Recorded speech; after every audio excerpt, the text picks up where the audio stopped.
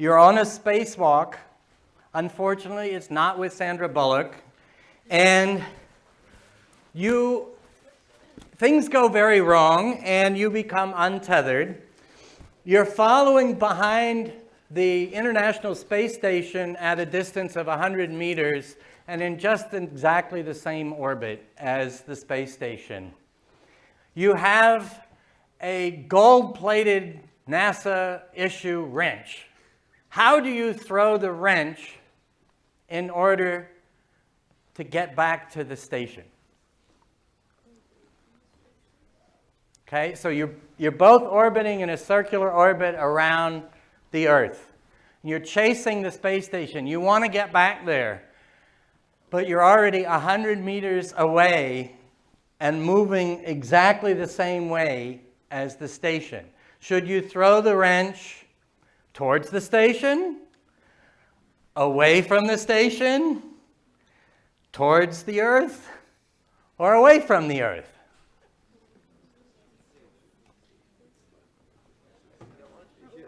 If you do it away from the station, then the station will rotate toward you at some and you just get the station again.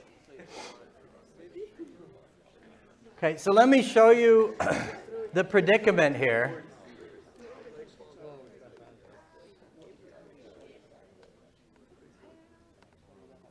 Okay, you're blue, and the space station is green. And here you are, stuck in an orbit behind the space station,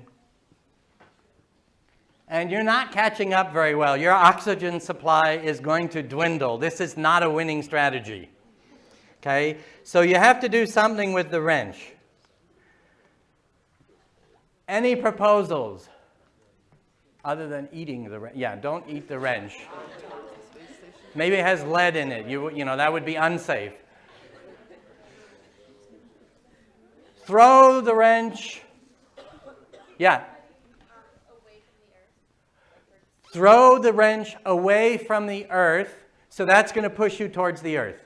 Agreed? Okay. So these parameters, this second one is the radial velocity. And I had it at 0. So she says give it a small negative value. Okay. How about negative 0.1, which isn't particularly small.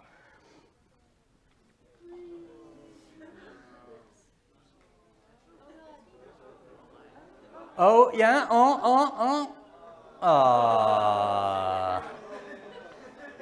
damn, okay, next idea. You throw it away from you. Throw it harder. From NASA, you mean? Yeah, I don't think that's working. Okay, maybe another direction might be more fruitful. Away from the space station? Throw it away from the space station so you go towards the space station, right? Does that make sense? Okay, so that's going to boost your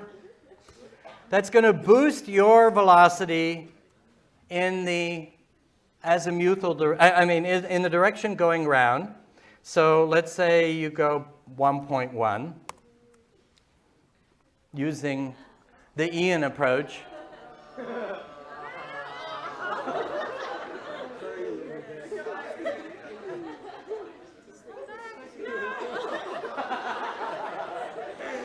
Yeah, I don't think that's a winner, Ian. Hey, I tried. Yes, you did. Okay, how about if I throw the wrench towards the space station? So that's going to slow me down. So how about I do something like that? What's happening? I don't even know. What just happened? What do you mean it's unacceptable? You don't want Ian to die, do you? Oh, maybe, I don't know. I mean,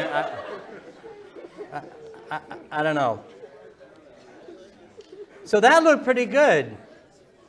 So why is that? Anyone willing to explain?